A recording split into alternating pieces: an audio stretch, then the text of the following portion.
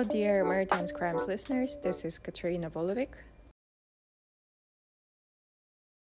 So, a little bit about myself. I'm a safety officer in Mystic Cruises. I have been doing this job since 2014. So, I have started as a cadet on cargo ships, then I worked on big cruise ships, and finally now I'm working on expedition ships. I am from Ukraine, and I have finished the Maritime Academy in Odessa, which is a city in the south. I am currently on board World Explorer, which is an expedition ship of Mystic Cruises, and we have completed a few Svalbard cruises now, so we are currently in Greenland, and it's a really, really nice experience. I wish everybody to have a chance to go there. So as I have previously mentioned, I am working since 2014. So I have been a deck cadet on container ships. Then I have become a third officer in celebrity cruises, and I went through third officer, second officer, and first officer positions there. Then I went to Lindblad Expeditions. So maybe you know them as National Geographic partners because ships are having all the National Geographic name, and I worked there for 1 year, and now I am in Mystic Cruises. So my latest rank, as I said, is a safety officer. When I was approximately 15 or 16, I obviously, as everyone else, had the question of which profession to choose. So then I thought, why not to try? Because, of course, it was a little bit unusual since I am a woman, and for women it's not so common to join this field. And on the other hand, I thought that since there's not so many people doing that, why not to try to change the way of things? Since it's an interesting job, it's a good salary, and a chance to see the world. So why not to try? If it doesn't work, I can work elsewhere. So the best experience, as I have already mentioned, is visiting some unusual areas of the world. So that gives you an excitement that is really hard to describe. And another pleasant thing is, of course, to maneuver the ship. So I would say that these two maneuvers in regard to bringing the ship alongside, or departing from the port, or dropping the anchor, or in general keeping the ship in some certain position. So that's the same sort of excitement, I would say, like the one when person drives a really, really good car. Sort of. So about the worst experience, I would say that some seafarers would probably agree with, the bad experience is the bad management. So when you are disrespected or underappreciated or at some way mocked for how you look like or what you are doing, that's of course very, very unpleasant, and it's also getting more unpleasant because of the enclosed environment the ship is. So let's say if this happens ashore in any sort of workplace, people have some sort of a distraction because they go home, they speak to their relatives, they do their hobbies and so on, and then they slowly forget about that. But on the ship, there is basically no escape. So that's why it's so important to take care of the mental health and of the environment on board.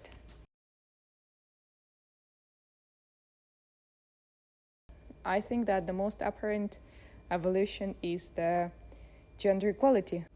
So the difference is that when I was a cadet, it was much more difficult to find an apprentice, to find a company who hires women. So as long as I was growing up, I saw a positive change. So many more cargo ship companies started to hire girls, and it was not only the cruise industry that had women on board. So that's a really positive change, and it's slow. It's still a low % of women employed, but it's already better than before, which is, of course, a positive change. So another thing is, of course, environmental regulations. They're becoming stricter. Garbage segregation becomes more strict as well as the emission control, and that is the positive change as well. So unfortunately, our environment is suffering a bit from human influence and pollution and such, but at the same time, we are implementing stricter regulations to prevent that. So it's a bit of an extra cost for ship owners. It's a bit of extra, let's say, constructional challenges for shipbuilders, but at the same time, it benefits our environment and its recovery from pollution. So, a part of watch keeping and the overtime duties, I'm going to the gym almost every day, so that's more like a necessity rather than a hobby. And I'm doing the same ashore actually. So, part of that I draw, and of course, I spend some time with my crew members. So, the very important part, and that can go as well to the evolution of things on board, is the internet, because we use internet to be connected to our family, to our friends, and to people ashore, as well as we read some news or social media or whatever makes us engaged and interested. So this has improved as well. When I have just started working in the maritime industry, people were just buying SIM cards or trying to call from the Iridium phone, but now almost every ship has the satellite connection, which is of course a very positive change.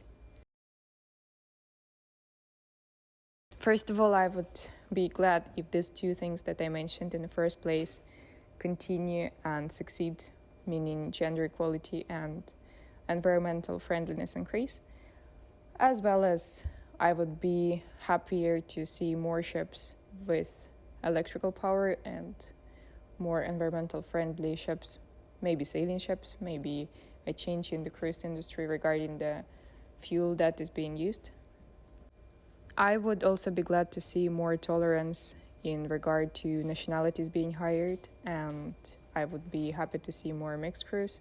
So, as well as it would be a nice change if more vacancies for employment were posted online rather than being done by many agencies. So that would for sure increase opportunities for many people that just don't know sometimes that opportunities exist because of the system implemented, and as well as it would make the work environment more diverse and multicultural, and thus it will be more rich culture-wise.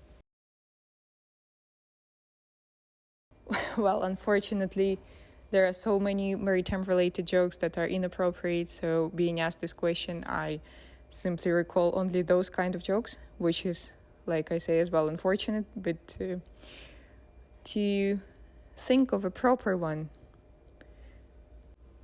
So, having put this recording on a pause and having also a short consultation from the cadet, because like I say, most of jokes that we have about seafarers are inappropriate, I finally can recall the one appropriate one.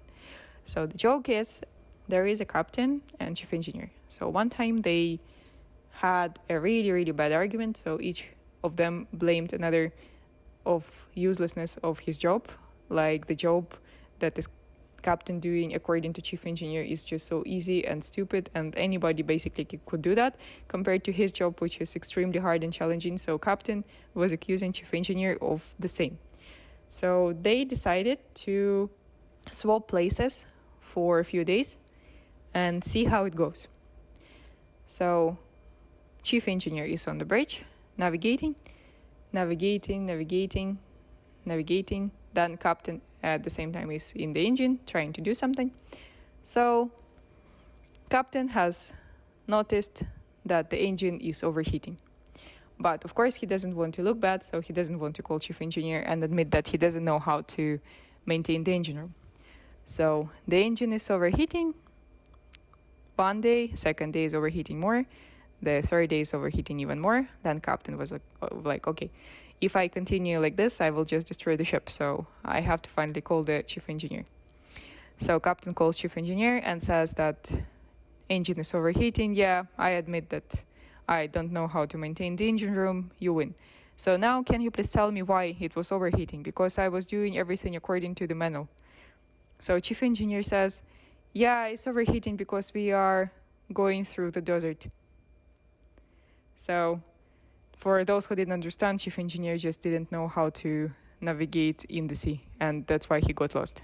So that's the joke from me that I could recall. And that's all for the podcast. And thank you very much for listening. I wish you all the best.